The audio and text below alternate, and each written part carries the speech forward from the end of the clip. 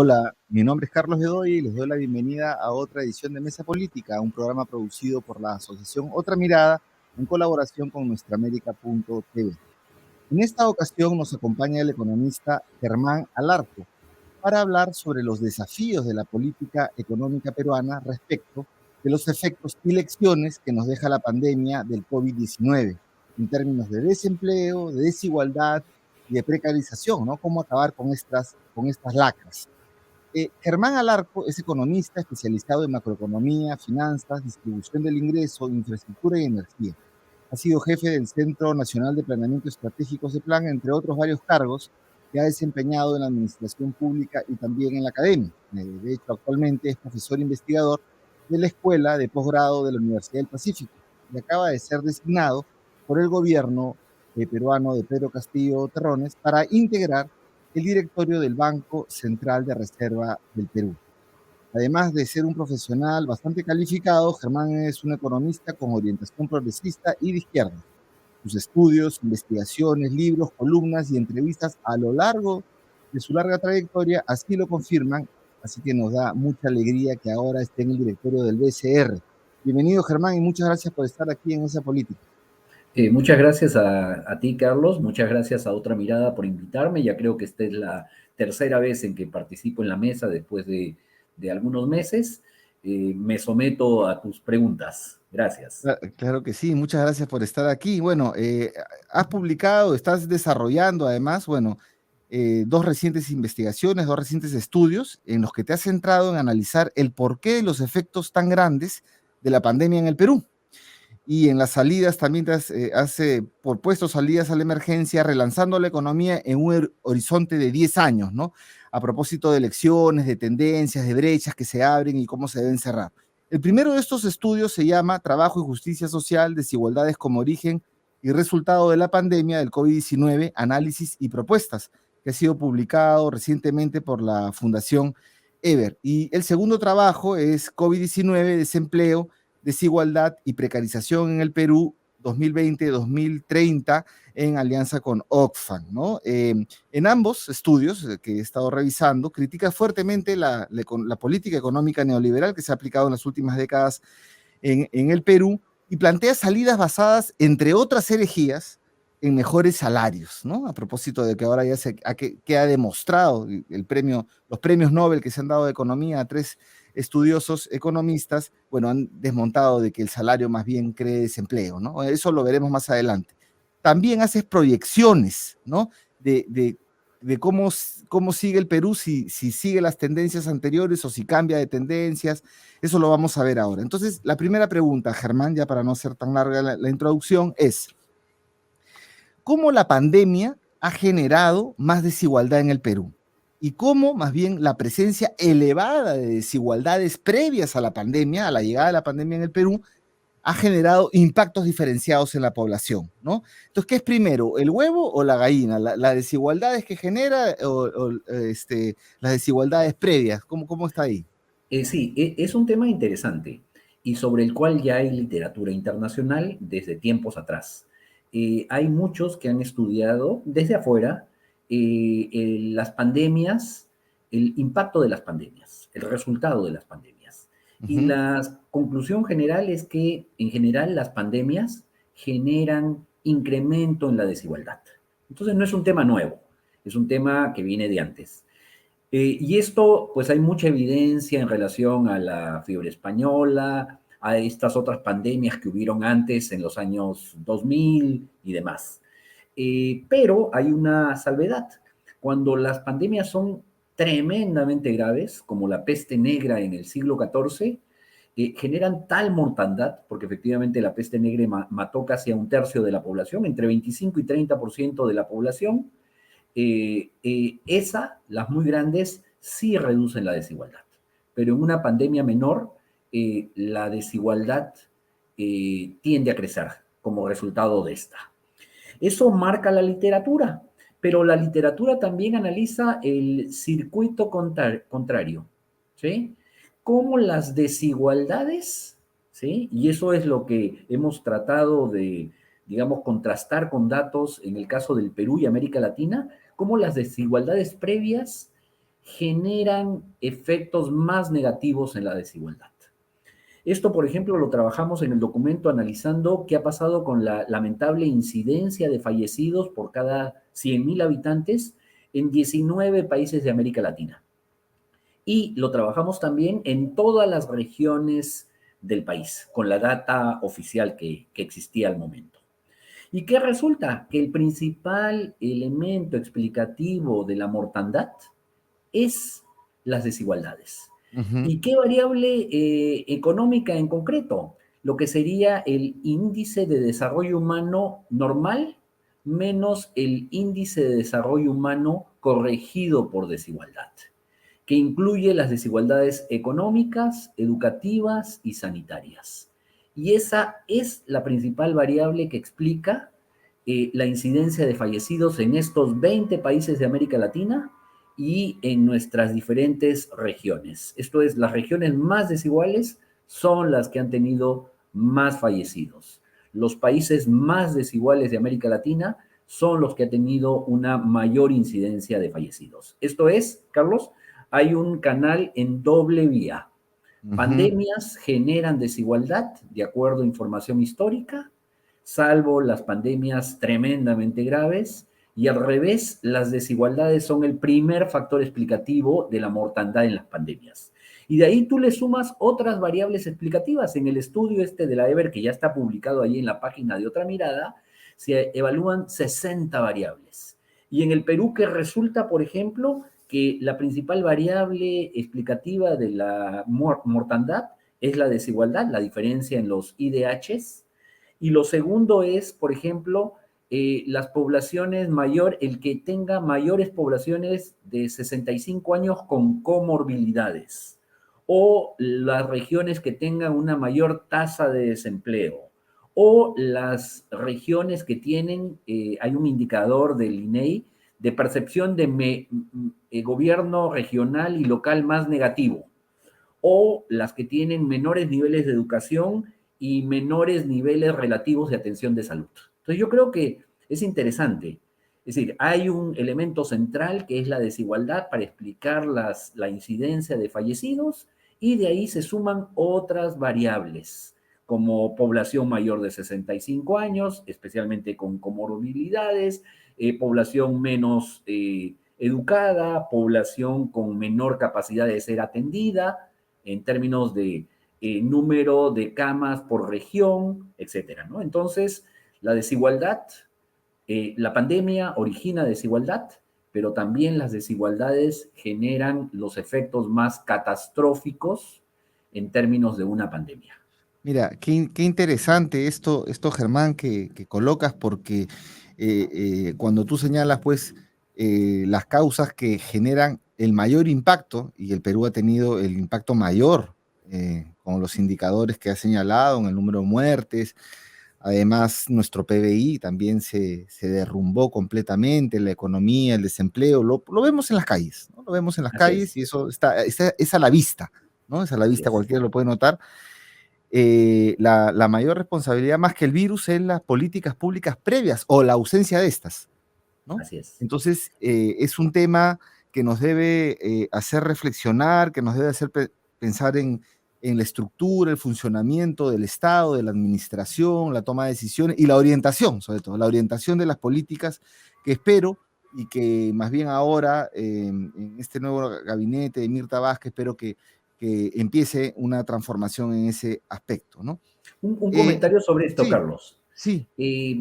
Cuando uno ve el origen de la pandemia, el origen es un origen ecologista. Efectivamente, el hombre invadió los terrenos de los animales, destruyó hábitats que no eran de los humanos, y de ahí el origen, digamos, técnico, primera variable. Pero la segunda variable que reconocen muchos autores que están reseñados es el neoliberalismo. El neoliberalismo que elitizó la salud, que convirtió este derecho a la salud pública en un derecho efectivo para pocos y un mal derecho con mucha poca calidad para muchos. Entonces son dos causas, la causa ecologista por nuestra afán continuo, voraz de invadir territorios que no son los nuestros, y lo segundo, este neoliberalismo que redujo las posibilidades de atención médica para grandes segmentos y de calidad para grandes segmentos de la población, ¿no? Entonces, van por dos sentidos, ¿sí? Ahí hay que cambiar todas las reglas para preservar la vida, ¿no? Hay que realmente cambiar el rumbo. Y en ese aspecto, todavía en la parte del diagnóstico, en estos estudios que tú haces, ¿cuáles son los principales impactos ya en el mercado de trabajo? Porque las primeras noticias de la pandemia fue que en Lima se habían perdido la mitad de los empleos formales. Yo recuerdo una cifra, una noticia de eso en el 2020. Claro, siempre más impactando en las mujeres, que son las que más impactan cuando pasan estas crisis, el trabajo de las mujeres, además que se recargan con trabajo, además, de los cuidados, de cuidado de la Así salud, es. la educación y todas las ollas comunes, la cuadro, quíntuple jornada, ya están. Pero ¿cuáles son los principales impactos en el mercado de trabajo peruano que nos deja la pandemia? Un tema importante. Si uno examina la evolución de la producción con la evolución del mercado de trabajo, Ujú, de la población ocupada, en la pandemia se perdieron 2.5 millones de empleos. Ahora se siguen estando perdidos 600.000, 700.000. Vemos en niveles de producción, ya estamos en los niveles del 2019, pero la brecha en términos de buen empleo y de empleo en general sigue estando baja. Y no solo eso, los ingresos de los trabajadores están 12, no, 20% por debajo de los niveles previos de la pandemia, a pesar de que la producción se ha recuperado. Entonces hay un desfase impresionante en términos de empleo, en términos de ingresos. ¿Y qué ha pasado? Lo que ha pasado es que ha aumentado muchísimo la población, no tanto el desempleo, sí aumentó mucho, pero lo que aumentó es la población económica inactiva. Es decir, lo que ocurrió es que gente que estaba en el mercado de trabajo ahora dejó el mercado de trabajo y está simplemente en su casa, pues esperando mejores condiciones, porque ni siquiera vale la pena salir a buscar mucho trabajo porque no lo hay, ¿sí? Eso es en el corto plazo. Y en temas de la desigualdad, también hay unos resultados lamentablemente negativos. Y lo vemos a nivel peruano y a nivel internacional. La lista de Forbes, que presenta datos a marzo del 2021, por ujú. ejemplo, señala que el número de superricos aumentó en 10% durante el 2020. Y en el Perú también las seis familias súper ricas aumentaron su patrimonio de 8.000 millones de dólares a 12.000 millones de dólares. Y lo que generó la pandemia es grandes asimetrías. Es decir, mientras que los trabajadores que mantuvieron empleo perdieron un poder de compra en promedio del 11%, hay segmentos de la población que es dueños de capital. Si tenías acciones, por ejemplo, en Nasdaq, en Estados Unidos, durante la pandemia, el valor de las acciones de Nasdaq subieron 35%. Y la Bolsa de Valores de Nueva York subió 5%. Un segmento de acciones de la Bolsa de Valores peruanas también subió, el resto perdió.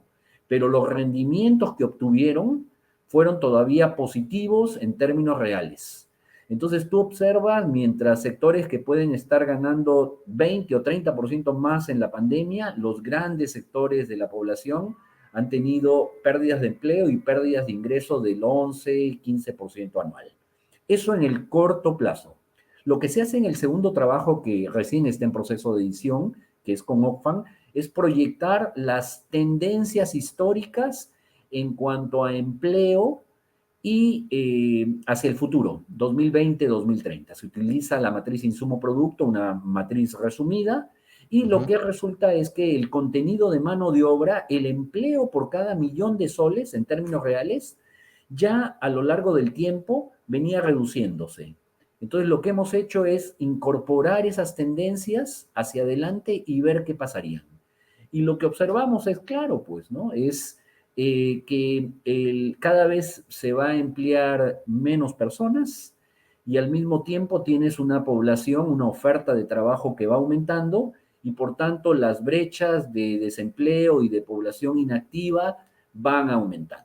¿Sí? Entonces tenemos, este trabajo lo que quiere es No son cifras definitivas porque son ejercicios de simulación, es llamar la atención sobre lo que puede venir. Y un comentario, Carlos, cuando uno observa, y hay información y literatura sobre esto muy reciente, el número de robots industriales, esta es información de la Federación Internacional de Robótica, mientras que el producto cayó en 4,5%, el producto mundial, el Ujú. número de robots industriales aumentó 7%.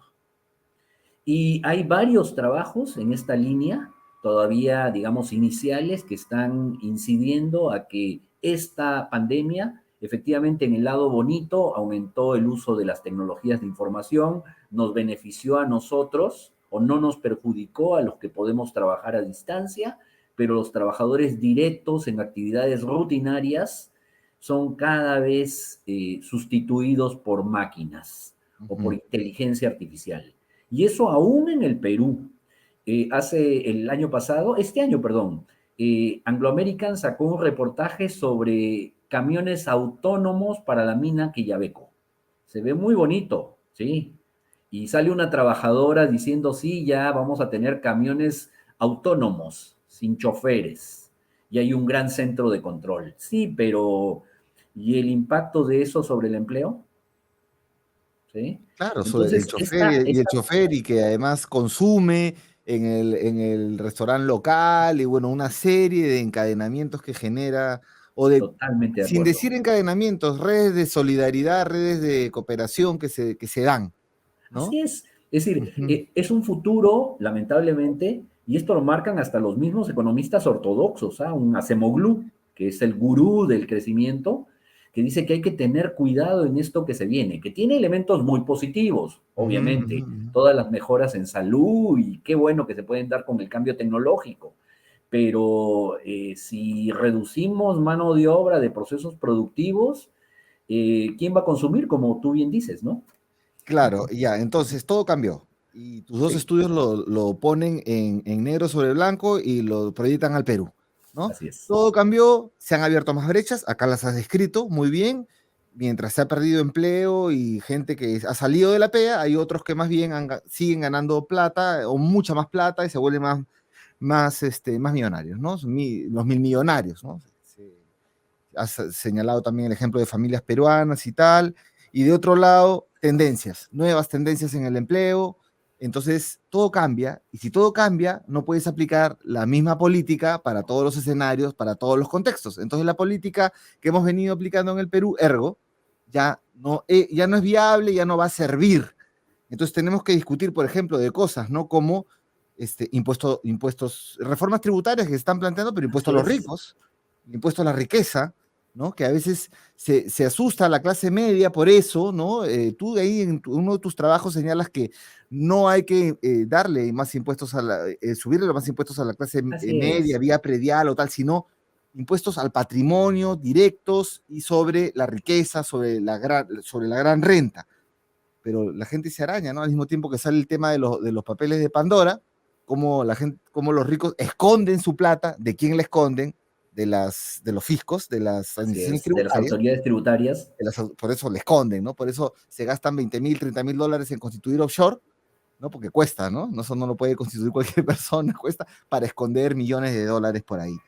También está el tema de renta básica, entonces, nuevamente, también, explorar la renta así básica. Si ya es, no vas a trabajar, tiene que haber una renta básica, ¿no? Y salirnos de este esquema de que no, que eso es para los ociosos y tal, pero, digamos, tenemos que salir de la caja, ¿no? así También está es, el tema, muchos temas más ahí. Entonces, yo te pregunto, porque también estaría el tema de emisiones controladas, aumento de salarios, o sea, es como cambio de paradigma, ¿no? ¿Cuál es la política económica entonces que se debe implementar en el Perú? así es. Mira, no hay que, yo no, Germán Alarco no inventa. Simplemente me voy a, en este caso, en realidad en el documento, en ambos documentos se revisan más autores, más propuestas. Voy a Ujú, comentar dos. La primera es la del Foro Económico Mundial. ujú. El documento se llama en español El Gran Reinicio. ¿Y qué plantea el Foro Económico Mundial de Davos, Suiza, que integra pues a los empresarios más grandes del mundo, a los políticos? plantea una estrategia basada en dos elementos: en la transición ecológica, tema uno, y el Ujú. segundo en la reducción de las desigualdades. Es decir, para los grandes empresarios del mundo, el tema de las desigualdades es un tema número uno de la agenda. No es como en el Perú, que el tema es simplemente pobreza, ¿no? Obviamente no hemos comentado los impactos de la pandemia sobre pobreza, ¿no? Pero ese es otro tema, ¿no? El segundo documento que quiero mencionar y que recomiendo mucho se llama el de la recuperación transformadora. ¿Quién plantea la recuperación transformadora? La CEPAL, Naciones Unidas. ¿Y qué nos está diciendo? Que hay que trabajar, y creo que eso falta en el Perú, el corto plazo con el mediano y largo plazo. No es como dicen algunos que hay que atender las urgencias y punto. La urgencia sanitaria, económica y social y punto. No, se tiene que trabajar lo urgente, lo sanitario, económico y social, y al mismo tiempo trabajar en los temas estructurales de nuestras economías. Esto es, ¿qué dicen estos autores? Que la política monetaria y fiscal anticíclica no son suficientes y que la política fiscal, ambas tienen límites y que hay que trabajar en la diversificación productiva. Hay que trabajar en reducir, como se dice, la propensión a importar. Hay que producir más localmente para generar más empleo, más ingreso, más demanda, más producción. Eh, un tema interesante es que en la propuesta de recuperación transformadora, que yo retomo mucho, para suerte de nosotros, Pedro Franque, cuando estuvo en esta reunión primero en México, se reunió con la secretaria ejecutiva de la CEPAL, ojalá que Sí. se lleguen a acuerdos concretos, y los tres puntales son las tres cosas que son importantes. Hay que avanzar en la transición ecológica, segundo, la reducción de las desigualdades, y en el caso de América Latina hay que hablar de la diversificación productiva. Has comentado un tema, el tema del salario universal. Yo no soy muy, yo creo que esto es más bien para las economías más desarrolladas. Ujú. Yo lo que hablo es los derechos sociales, que lo habla la CEPAL, universales. Es decir, la salud, la educación buena, de calidad para todos. Gratis. Y así es, ¿sí? Entonces, es una forma diferente al salario único universal. Yo obviamente creo en los programas de empleo mínimo, contratar mucho personal para realizar mejoras en la habilitación urbana, habilitación rural, eso es fundamental. Pero el tema va más, en el caso de nuestros países que están pues más atrás, es los derechos sociales universales para todos y de alta calidad. Has comentado un tema, ¿no? Efectivamente, con prestaciones sociales, nada que ver con esta fórmula de la persona, dicen el cholo barato, entre comillas, reducir las prestaciones sociales ya que eso genera informalidad, no, es decir, con, digamos, con cobros que permitan, pues, digamos, atender estos servicios. Y un tema fundamental que mencionas que es fundamental, que es la reforma tributaria. Nuestra presión tributaria es del 16.8%, los últimos datos de la OCDE, y el promedio de América Latina es 22.9. Estamos 6 puntos porcentuales por debajo. Yo no digo ahorita que hay que subir impuestos al patrimonio. Simplemente con reducir las devoluciones del IGB a sectores extractivos, tienes un gran avance.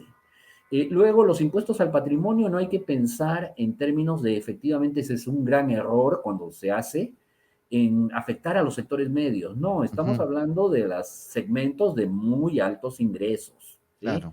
No un millón de, ni siquiera $1.000.000. Hablamos del que tiene 10, 20, 30 o 50 millones de dólares para arriba, Ujú. ¿sí? Pero yo creo que hay muchas fuentes, más impuestos ecológicos también, más impuestos a la comida no saludable. Esto se aplicó, por ejemplo, en el caso mexicano, a las bebidas azucaradas, a las que generan problemas, generan diabetes, etcétera, Ujú. que son mecanismos para grabar inteligentemente, sin todavía acudir a lo otro, digamos, ¿no? Que tampoco, ojo, yo lo he señalado muchas veces, los impuestos a la renta y los impuestos al patrimonio no surgen cuando las cosas están bien, surgieron al terminar la Primera Guerra Mundial y la Segunda, es decir, cuando las cosas estaban mal, porque había necesidad de obtener ingresos para la recuperación económica. Sobre Entonces, todo han crecido los mil millonarios. así es. ¿No? Entonces, claro que sí. Oye, pero me está preocupando algo, Germán, ahora que te escucho. Le haces bastante énfasis en la transición ecológica y ahora veo que más bien la discusión en el Perú de dos temas que son centrales en el presente gobierno, que tiene que ver con el tema del gas y con el tema de la reforma tributaria, creo que está mucho esa variable, porque en el tema del gas he sentido que estaba más en el peso de, a ver, el lote 56, mejores regalías, vamos a participar en las exportaciones, pero no como la discusión integral de la matriz energética de aquí a 20, 30, 40 años que necesita el Perú. Y del otro lado, la reforma tributaria bastante afincada más bien en cobrarle más a la minería, cuando vemos que China está ya a punto de hacer una gran transición, ¿no? Y que va a cambiar toda su matriz, no sabemos, y ya va a dejar de estar apoyado tanto su crecimiento en el sector construcción, ¿no? Entonces, ¿cómo? Creo que Sí, no, seguimos con la inercia, ¿no? no, ahorita no, digo, en el documento está, se avanza, hemos sacado varios trabajos sobre el tema de las líneas de la reforma tributaria, y yo Ujú, creo que hay mucho espacio para trabajar. Lo que ocurre ujú, es que lamentablemente hay muchos intereses en contra y que ya. pretenden que nuestra presión tributaria siga siendo lo ridícula que antes, ¿no? Entonces, no. Es decir, el futuro se ve, el objetivo del trabajo con Ofcam, aquí lo anoto, es alertar para que pensemos, para que concertemos y para que actuemos. Y un tema fundamental donde hay que incidir es en la reforma tributaria, porque Ujú. necesitamos efectivamente más recursos y también ejercer ese gasto público con más calidad. Las necesidades que se nos vienen adelante, aquí 2 años, 3 años, 4 años, son gigantes. Si no tenemos un Estado con recursos que sea capaz de reducir estas brechas que se han abierto y que no se van a cerrar, esa es mi lamentable proyección, la cosa puede explotar en términos sociales, políticos y económicos. Y estamos siempre al borde del precipicio. La idea es que reflexionemos y un tema central es que necesitamos un Estado con recursos. Y para eso hay que construir también un nuevo acuerdo social. Yo no hablo ni nunca dije, y a la gente, mucha gente de ambos lados me criticaba, yo siempre he hablado de la necesidad de ajustar nuestra constitución política. Lo que debe hacer el presidente es constituir de manera inmediata una comisión como la Comisión Paniagua para establecer los lineamientos de esta reforma de la constitución política y llevarlo a la discusión, llevarlo al Congreso con el acuerdo nacional, partir como en Chile de las demandas de la gente. Y este asunto de la asamblea es la forma, pero yo no creo, decir, avancemos en el otro camino porque necesitamos crear un nuevo consenso sobre los nuevos balances entre economía, Estado, mercado y actuar en consecuencia, que es Ujú. actuar con una política tributaria que nos permitan los recursos para evitar pues estos grandes problemas que se nos vienen ya encima, ¿no? Sí, colocas varios temas, Germán. En realidad ya no tenemos mucho tiempo, pero Sí, colocas tantos temas. Efectivamente, pues, ¿no? Se debe avanzar en las reformas constitucionales. De repente no hay las condiciones para una asamblea, las condiciones políticas, pero sí hay que avanzar en las reformas, ¿no? El artículo sí, 60, así es. 62, 66 y Chile, últimamente el 84 también. así es. Chile ha avanzado desde, va convergiendo. Ujú, Partieron desde cabildos, claro, es otro recogiendo lo de camino. la gente y ahora en el caso peruano recojamos lo de la gente, trabajemos, integremos y aquí está. Claro, Esto es lo avanzamos que en reformas. queremos. Yo estoy de acuerdo, muy de acuerdo con eso, y también estoy de acuerdo cuando dices que es la base de la gobernabilidad, de la democracia, de la estabilidad, ¿no? No puede ser, pues, no hay justicia social sin justicia fiscal, no hay justicia, no hay democracia sin justicia social. Efectivamente, ese es también parte de la crisis. Para terminar, Germán, este, sobre el tema de, dos cositas, ¿no? Sobre el tema de salarios, ¿no? Esto quiero hacer énfasis, porque el Premio Nobel de Economía que se acaba de otorgar a tres académicos que radican en Estados Unidos, ¿ah? No es que estén, digamos, más ni menos que el país capitalista por excelencia, David Cart, Joshua Angris y Guido Imbens. Ellos han demostrado que es falsa la creencia de que el aumento del salario mínimo es inconveniente porque supuestamente alentaba el desempleo. Ellos con estudios, con correlaciones, con estudios comparados de además de décadas, demuestran que toda la experiencia, la evidencia empírica niega eso. ¿Cómo lo Así ves tú? es. Yo coincido totalmente. Hay muchos economistas, hasta el propio Stiglitz, que van en la misma dirección. El salario es solo un componente de las decisiones empresariales. Y el salario es al mismo tiempo, en la lógica neoclásica solo es un costo de producción. En la Ujú, lógica keynesiana, post-keynesiana, es un costo, pero es fuente de ingresos, demanda y producción. Y ujú. en ese sentido, pues sí, se entienden los resultados de estos estudios y la importancia de no pretender la política, entre comillas, del cholo barato. De lo que se Claro. trata, al contrario, es generar poder de compra para generar mayor demanda, mayor producción y mayor productividad. Y esa política de cholo barato más bien nos ha llevado a mayores impactos de la pandemia, ¿no? Eso tú lo Así estás es, demostrando. así Bien, es. ya, la de salida, Germán, y ya no te quito más tiempo, tus expectativas y cómo ves el nuevo gabinete de Mirta Vázquez. Yo lo veo positivo, es un gabinete dialogante, yo creo que se abren oportunidades de mejora. La idea es siempre pensar en el manejo de las urgencias de corto plazo, económicas, sanitarias, sociales, pero al mismo tiempo ir trabajando de manera ordenada dentro del marco de la ley en lo que serían las reformas estructurales, Ujú. institucionales, regulatorias. Y pensando siempre que hay tendencias y riesgos que se están produciendo en el mundo al cual hay que mirar y sobre las cuales hay que actuar. Es decir, porque el mundo avanza y nosotros no nos quedamos. O el mundo, avanzamos con el mundo o el mundo nos arrasa. Y eso hay que evitar. Claro, así es. Bueno, te agradezco mucho, Germán, por estas reflexiones. Hay mucho más que conversar. Así Estamos es. expectantes de la publicación de este nuevo estudio de COVID-19, desempleo, desigualdad y precarización en el Perú 2020-2030. El otro está muy bueno, lo pueden encontrar en la página de Otra Mirada. Y bueno, gracias, Germán. Muchas gracias. Gracias a ustedes, gracias Carlos, y será otra Bien. oportunidad para seguir dialogando. Así es. ¿Sí? Muchas gracias amigos y amigas que nos ven y con nosotros será hasta otra oportunidad. Entren a la página de otramirada.p para encontrar esta información y muchísima más. Gracias. Gracias a ti.